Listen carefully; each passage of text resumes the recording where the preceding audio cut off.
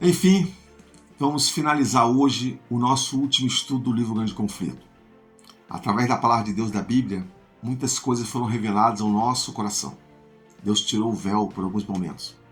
Muito da história da igreja primitiva, da história da queda do homem, da história da queda de Lúcifer do céu, a sua expulsão, foi nos revelado aqui. Talvez muitas pessoas que estudaram esse tema aprenderam um pouco mais sobre o que a Bíblia diz sobre o que está oculto às vezes aos nossos olhos. Estamos vendo uma guerra espiritual, nós não podemos contemplar, mas podemos sentir na pele as consequências do pecado e dessa guerra. Eu quero que você abra sua Bíblia, Apocalipse 21, verso 3 e 4, que nós vamos finalizar esse estudo trazendo esperança ao seu coração. Muitas pessoas estudam Apocalipse, Daniel, têm medo, acham que é um livro de terror, de morte, de fogo.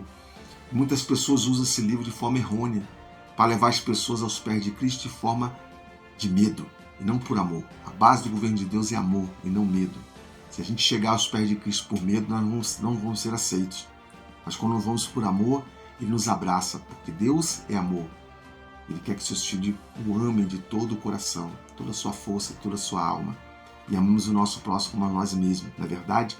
Então veja bem, o nosso tema final é o triunfo do amor de Deus. Nós vamos falar aqui sobre três coisas. A nossa geração que estará vivendo sem intercessor. Vamos falar sobre o milênio e também sobre o Armagedon. Tema muito falado hoje nas igrejas, por pessoas, né? Mas vamos à leitura aqui. O que diz aqui, Apocalipse 21, verso 3 e 4. Tenho certeza que vai tocar seu coração. Então ouvi grande voz vinda do trono, dizendo: eis o tabernáculo de Deus com os homens, Deus habitará com eles, eles serão povos de Deus, e Deus mesmo estará com eles. Ele enxugará dos olhos toda lágrima, e a morte não mais existirá. Já não haverá mais luto, nem pranto, nem dor, porque as primeiras coisas já passaram. Amém? Louvado seja Deus, porque Ele nos revela que haverá um fim à morte, à dor, ao sofrimento, e que haverá um mundo de esperança. Apocalipse não fala só de destruição, ela fala de um novo mundo, uma nova terra, um novo habitat eterno em paz, sem dor, sem pranto, sem pandemia, sem nada. É um livro que fala de esperança. E você estudou até aqui, estudou sobre esperança. Eu vejo pessoas hoje trazendo temas como o inferno em algumas igrejas por aí. E num desses cultos, um pastor falava com tanta veemência sobre o tal inferno, que uma senhora levantou as mãos e falou: pastor, eu não tenho dentes, se eu me perder, como é que eu vou ranger os dentes? E o pastor falou: calma, irmã, se a senhora se perder, Deus irá colocar uma dentadura na sua boca. A que ponto chega o ser humano a ser enganado por Satanás e com mensagens que a Bíblia jamais falou? Quando nós vamos aqui no verso 4, não cabe o inferno eterno, cabe uma morte eterna com consequências eternas, sim. Mas inferno eterno, como uma mãe, um filho, ouvirá de Deus uma promessa de que não há mais morte, nem pranto, nem dor, quando os seus pais estarão de repente ali queimando eternamente, ou os seus filhos estarão queimando? Como é que você consegue encaixar Deus falando que não há mais morte, sendo que há um inferno literal funcionando? Não cabe. Não cabe. Esse texto joga por terra as mentiras de uma imortalidade de uma alma. O único ser imortal é Deus. E nós teremos a imortalidade através do seu querer, ao comer da árvore da vida, coisa que os ímpios não comerão. Então, todo aquele que pecar, esse morrerá. Mas a Bíblia fala de um lugar que você queimará, sim, por um período. E depois não mais. Depois só haverá paz, eternidade, porque as primeiras coisas já passaram. Então seja bem-vindo ao canal da Esperança, Manhã com Jesus está no ar, você é nosso convidado para esse nosso último estudo. Eu estou aqui com minha Bíblia aberta em Daniel 12, verso 1. Quando eu abro aqui, eu consigo ver algumas coisas interessantes nesse texto de Daniel 12, verso 1. Ali descreve momentos que antecedem a segunda vinda de Jesus. E ali fala sobre um tempo de angústia, como nunca houve desde que existe nação naquele tempo.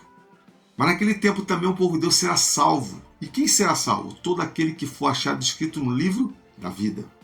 Esse período também é conhecido como grande tribulação, ou para alguns, a angústia de Jacó. E ali fala que os filhos de Deus, perseguidos pelos ímpios, e ao mesmo tempo sem certeza de que todos os seus pecados tenham sido confessados, enfrentarão grande angústia onde? Na mente. Aqui, na mente. Entretanto, porém, nesse tempo, se levantará Miguel, o grande príncipe e defensor dos filhos de Deus. E o servo do Senhor Aqui fala que serão salvos. Eu quero que você olhe atentamente para esses acontecimentos finais da história desse mundo. O primeiro tópico, na verdade, que eu quero trazer para você, que é a parte vivendo sem intercessor. Mas antes de eu entrar nesse tópico, deixa eu esclarecer uma coisa para você, abrir aspas aqui. Nós, adventistas do sétimo dia, nós falamos uma palavra chamada porta da graça. Eu acho que é a única religião que trata da graça com porta, com entrada, trancamento, fechamento. Eu acho que é a única. E se refere ao quê? Se refere à porta da arca. Deus deu a ordem para Noé construir uma arca. Durante 120 anos ele iria construir a arca. Durante 120 anos aquele povo teve a oportunidade de aceitar a verdade e se salvarem da inundação que viria. Ao final de 120 anos, se encerra a graça para aquele povo, o anjo vem, tranca a porta e eles morrem submersos debaixo da água. Noé e sua família então são salvos. O que está acontecendo hoje no céu? Jesus diz que ele está intercedendo diante do Pai como nosso advogado. Ele está no lugar santíssimo intercedendo por nós. Então a gente diz que a graça está tendo acesso a todas as pessoas. Enquanto ele está intercedendo, nós temos acesso ao quê? Ao perdão e à salvação. Mas haverá um momento descrito em Apocalipse, não me lembro agora o texto que fala sobre isso, que diz que Jesus irá falar o seguinte: está feito. Lembra que ele falou também na cruz, quando ele terminou a sua obra de morrer pela raça humana, ele falou, está consumado? Lá no céu ele vai falar também o seguinte: está feito. Quando ele encerrar a sua obra de intercessão no céu, aqueles que aceitaram a sua intercessão e ele como advogado, estarão agora selados pelo Espírito Santo aqui na terra para a salvação. Mas aqueles que não aceitaram estão nas mesmas condições daqueles que morreram afogados nas águas do dilúvio. Isso é fato. Então, veja bem, mas quando vai acontecer isso? Eu não tenho a mínima ideia. Ninguém tem acesso a essas informações. Mas irá acontecer um momento em que ele vai falar, está feito. O Espírito Santo termina o trabalho dele aqui na terra, ficando apenas com os salvos que já estão julgados e absorvidos por quê? Para a salvação. Mas aqueles que não aceitaram o sacrifício de Cristo já estão sujeitos ao quê? À morte eterna. Isso é fato. Então, quero que você entenda isso, porque nós vamos falar um pouquinho disso nesse momento, ok? Quero que você venha comigo, vamos continuar então o nosso estudo. Vamos lá. Última geração vivendo sem intercessor. Um dos grandes questionamentos que acontece no mundo das pessoas que estudam os eventos finais, que procedem ali à volta de Cristo, é o seguinte: depois que a porta da graça se fechar, Jesus não tiver mais no lugar santíssimo, intercedendo pela humanidade, os salvos será que pecarão? É uma das perguntas que algumas pessoas têm. Será que os salvos pecarão depois que Jesus acabar a sua intercessão? Mas essa talvez não é a melhor pergunta a ser feita. Talvez a pergunta é: somos pecadores porque pecamos ou pecamos porque somos pecadores? Devido a essa pergunta, a questão é a seguinte: onde vamos encontrar resposta para... Principalmente, vamos começar para essa segunda pergunta. Somos pecadores porque pecamos ou pecamos porque somos pecadores? Eu quero que você abra sua Bíblia de Salmos 51, verso 5. Olha o que o salmista diz e responde a essa pergunta. Olha o que diz aqui. Olha o que diz aqui. Em iniquidade fui formado, e em pecado me concedeu a minha mãe. Ou seja, o salmista diz que já nascemos pecadores e preciso de Cristo para obter a salvação da nossa alma. Pecamos, meu irmão, porque já nascemos pecadores e não passamos a pecar por um ato de pecado cometido. Então a resposta quanto a isso já foi esclarecida, ok? Salmo 51, verso 5 responde isso. Mas lá em Romanos 3,25, se eu não me engano, acho que Romanos 3,23, o apóstolo Paulo fala o seguinte, olha o que diz aqui: todos pecaram e destituídos estão da glória de Deus. Olha que interessante. Agora eu quero levar você a pensar o seguinte: imagina um bebê recém-nascido que por complicações lá no parto, ele vem a morrer pouco tempo depois que ele nasceu. Naturalmente, você vai pensar assim: um bebê não cometeu ato de pecado algum, ok? Ok, realmente, eu creio que é impossível um bebê cometer um pecado. Acabou de nascer, não vai pecar. Agora imagine que Jesus não tivesse morrido na cruz para salvar a raça humana e levá-la para o céu. Imagine isso também. Se Cristo não tivesse morrido e aquele bebê teria nascido e não tivesse cometido pecado, ele teria direito à salvação? Eu quero que você pense sobre isso. Responda aí. Será que ele teria direito à salvação? Jesus não veio, não morreu e ele não cometeu pecado. Ele teria direito à salvação? Ele não pecou. Veja bem, qualquer estudante da Bíblia sabe que a resposta é Não, ele não teria direito à salvação. Por quê? Porque a única forma de obter salvação, meu querido, é por meio de quê? Do sacrifício de Cristo. Não importa se a pessoa é bebê, se é criança, se é jovem, se é adulto, se é idoso. E sendo assim, mesmo não tendo pecado pelo ato, o bebê já nasceu com algo que impede de ter acesso ao quê? Ao céu. Isso é fato, a Bíblia é clara quanto a isso. Nós já nascemos o quê? Em pecado, nós estamos tendência a pecado e já nascemos por natureza pecaminosa. Ok? Veja bem, a natureza pecaminosa, a qual, mesmo não sendo um ato pecaminoso, está presente em nós de forma tão terrível que nos impede de ter a salvação de forma normal, a não ser pelos quê? Pelos méritos de Cristo. Devido ao pecado de Adão, meu querido, a sua posteridade, toda a geração que veio depois de Adão, já nasceu com propensão quê? Inerente a ser desobediente a Deus. Isso é fato, isso é fato. Espero que já tenhamos entendido isso. Agora, voltando então à questão inicial, referente à última geração, nós podemos analisar o seguinte: por ocasião da angústia de Jacó, o chamado a grande tribulação pelo mundo cristão evangélico hoje, os salvos estarão passando por que momento? Lógico, uma aflição que jamais foi vista, como a Bíblia fala, jamais foi vista aqui na Terra, por nação alguma. Nação alguma viveu tamanha tribulação, tamanha angústia, ok? A Bíblia fala sobre isso. Agora eu quero que você imagine a seguinte situação. Veja lá. Imagine que você está numa embarcação no meio do oceano. E há uma enorme tempestade. O barco vira e você é arremessado ao mar, ok? Imaginou isso? Veja bem. Você está lutando ali contra as ondas. Já bebeu muita água, está tentando agora escapar da morte.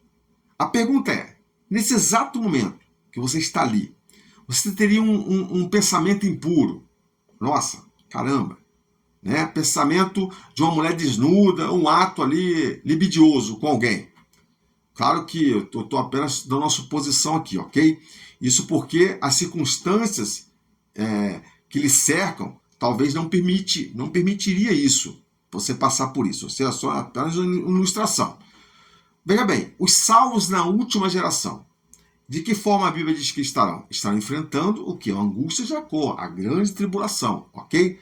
Será uma angústia tamanha severa, que não passarão em nada, eu creio, eu penso assim, em nada, mais nada, a não ser se salvar, a não ser se perguntar, será que meus pecados foram perdoados? Ok? Esse talvez seja o único pensamento que vai passar o quê? Na cabeça das pessoas naquele momento, ok? E não vai passar nenhuma chance de um ato pecaminoso, eu acredito. Mas a pergunta é, deixarão de ser pecadores, mesmo não passando por nenhuma situação dessa? A Bíblia é clara, não. Ainda serão pecadores e necessitando o quê? Da graça de Cristo. Por isso a pergunta mais adequada não é, os salvos da última geração pecarão depois do fechamento da porta da graça? Mas a pergunta é, os salvos da última geração continuarão sendo o quê? Pecadores? É isso que nós temos que analisar, ok? Então lembre-se, meu irmão, não são os atos pecaminosos que determinam se alguém é pecador ou não, pois já nascemos pecadores. A questão é a nossa condição. Essa é a questão. Por isso, todos, sem exceção, necessitam unicamente dos méritos de quem? De Cristo. Assim a palavra de Deus afirma. E falando sobre essa questão, a irmã Ellen White diz o seguinte: os justos em sua angústia terão um profundo senso de sua falta de quê? Falta de mérito. E com muitas lágrimas, estes reconhecerão sua completa o quê? Indignidade. Seguindo o exemplo de Jacó, pleitearão as promessas de quem? De Deus por meio de quem? De Cristo, feita para os pecadores tão dependentes, desamparados e o quê? Arrependidos. E a irmã Ellen White ainda afirma, se quisermos ficar firmes através do tempo de angústia, eu e você temos de reconhecer a Cristo e apropriar-nos do dom de sua justiça, que ele atribuiu ao pecador o quê? Arrependido. A famosa justiça imputada, não sei se você já ouviu falar nisso. E veja, alguns podem questionar, mas se Jesus não é mais intercessor do santuário, como os salvos continuariam sendo pecadores sem o ministério de Cristo no Santíssimo? Já parou para pensar nisso?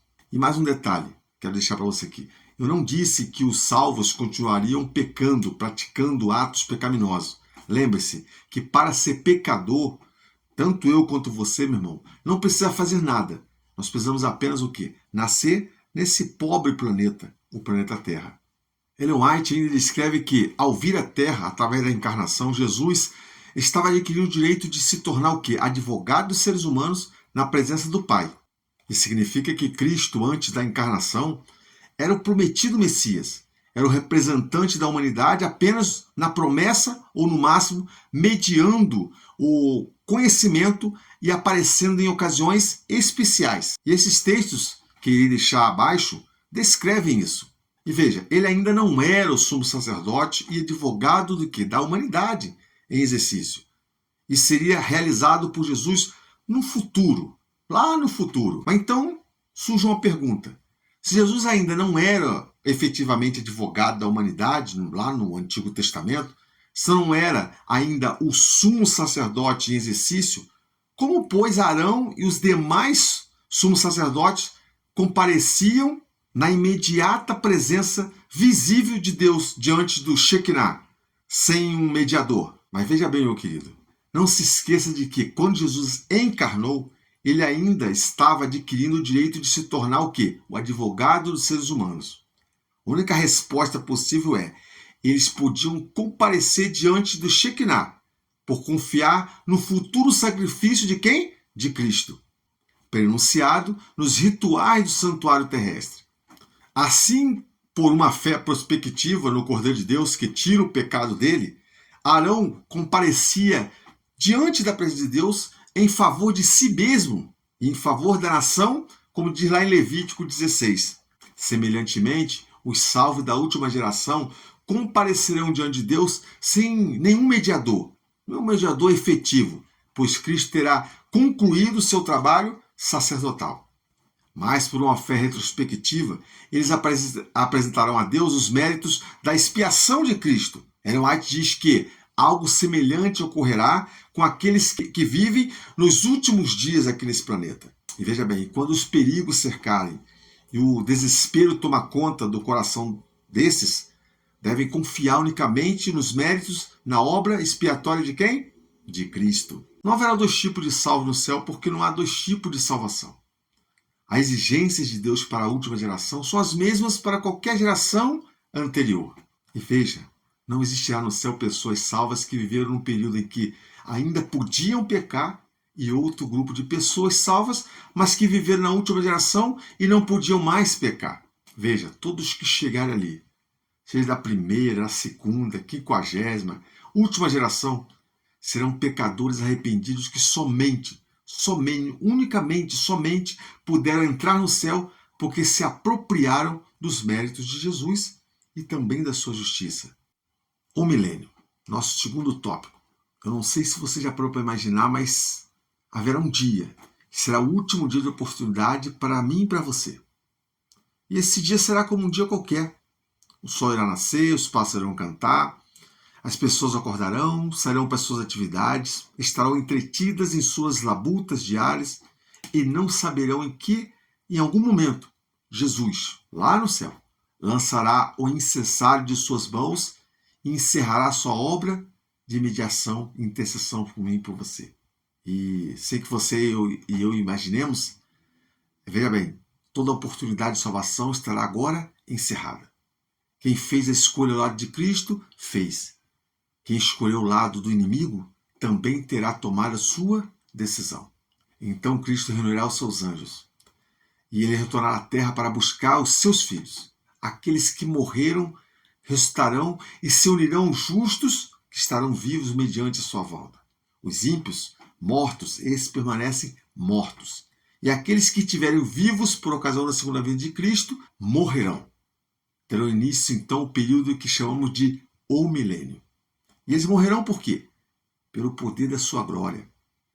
Mas veja bem, no período de 1000 anos, que se inicia na segunda vinda de Cristo, Satanás estará preso nesse planeta, que estará completamente destruído mediante a volta de Cristo. Mas olha o que diz aqui em Jeremias 4, 23 a 26. Olha o que diz aqui interessante para você. Olhei para a terra e eis que estava sem forma e vazia. Como lá no princípio, quando Deus criou a humanidade. Lembra? Olhei para os céus e eles não tinham luz. Olhei para os montes e eis que tremiam, e todas as colinas estremeciam. Olhei e eis que não havia ninguém, e todas as aves dos céus haviam fugido. Olhei ainda e eis que a terra fértil era um deserto, e todas as suas cidades estavam derrubadas em ruínas, diante do Senhor, diante do furor da sua ira. Veja, como o trabalho do diabo é tentar as pessoas, e os justos estarão no céu com Jesus, e os ímpios mortos aqui na terra, Satanás não terá quem tentar. Estará preso pelas circunstâncias, como um pedreiro que precisa trabalhar, mas com uma chuva muito forte, ele não consegue. Então o pedreiro diz: hoje eu estou de pés e mãos atadas. É claro que ele não está literalmente preso, mas as circunstâncias o aprisionam. Você consegue entender? Quando nós vamos lá em Apocalipse 20, de 1 a 3, ali diz o seguinte, leia comigo.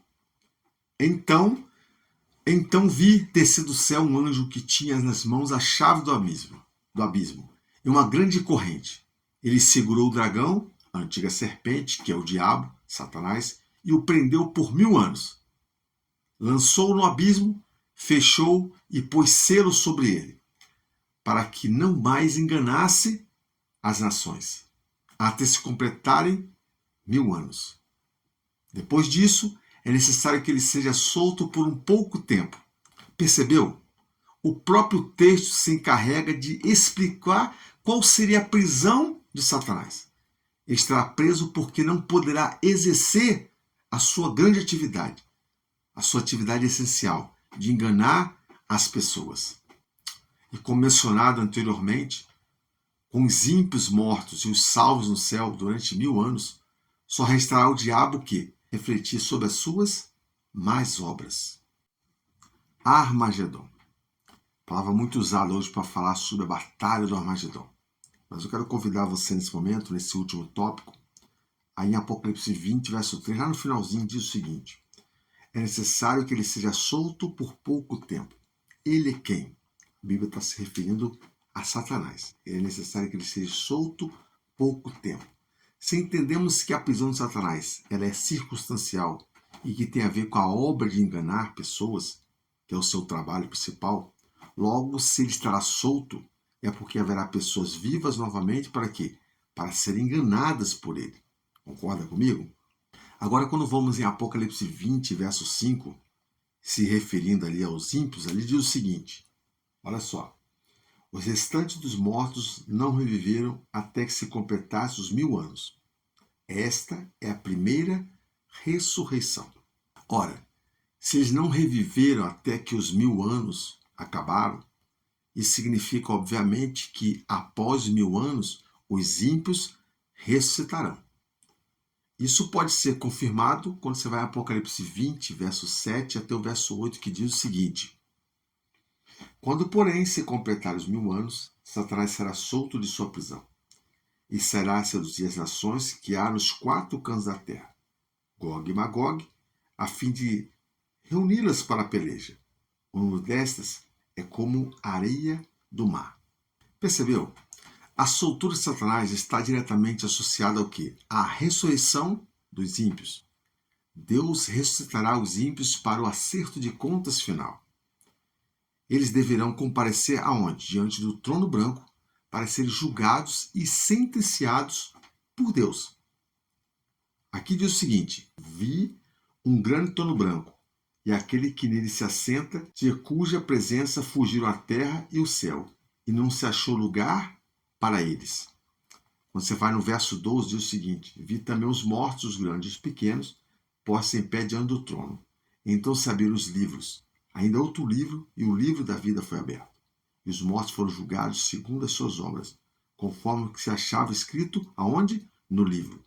Deu o mal aos mortos que nele estavam, a morte e o além entregaram os mortos que neles haviam, e foram julgados um por um, segundo as suas obras. Apocalipse 20, 11 até o verso 13 fala sobre isso. Veja bem, meu querido, mesmo assim, Satanás não perde a oportunidade de fazer o quê? O que ele mais sabe fazer, sempre fez, enganar pessoas. Ele se adianta e convence os ímpios de que podem derrotar a Deus e tomar a cidade santa, a Nova Jerusalém. Porém, o fim de Satanás e de todos os seus súditos será o mesmo, a morte eterna. E veja bem, a morte eterna que eu estou falando. Quando, porém, se completar os 1000 anos, Satanás será solto da sua prisão e sairá para enganar as nações que estão nos 4 cantos da terra. Como diz aqui, Gog e Magog, a fim de reuni-las para o quê? Para a batalha, a famosa batalha do Armagedon. O número dessas é como a areia do mar.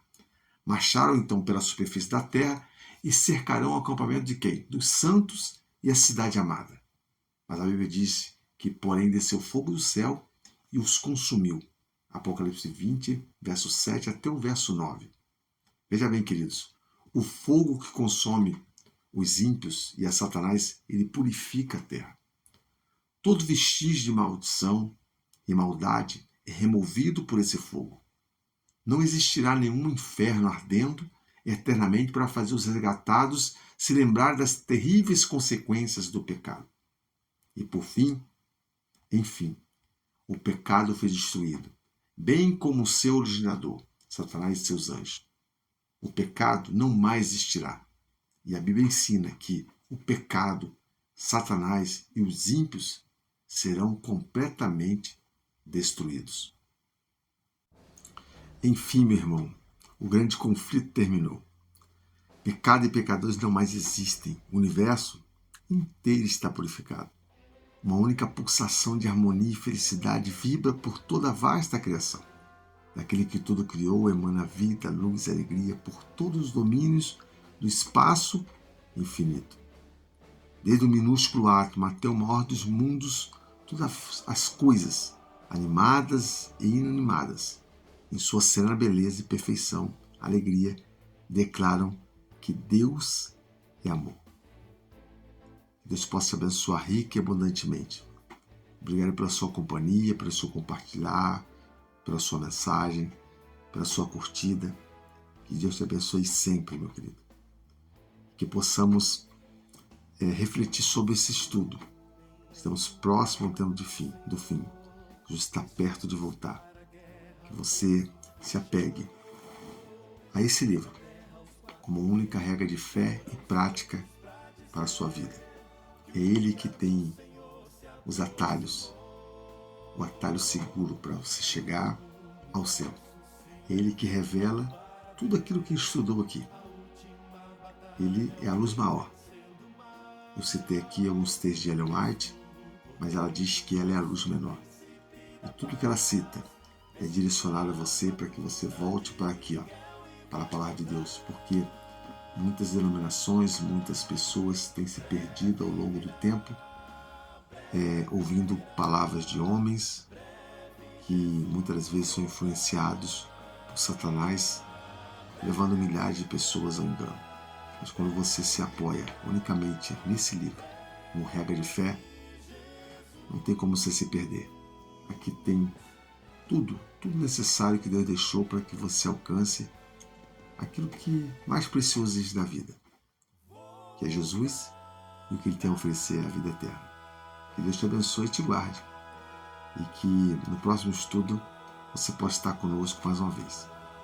Forte abraço do canal da Esperança, Manhã com Jesus. Agradece a sua companhia.